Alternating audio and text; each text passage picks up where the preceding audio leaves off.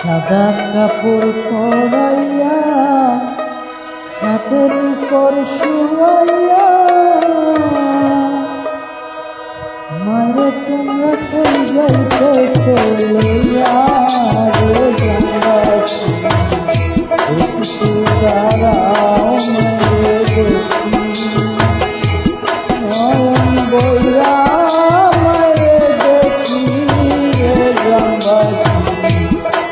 একটু দাঁড়াও মারে দেখি সাদা কাপড় পরাইয়া হাতের উপর শুয়া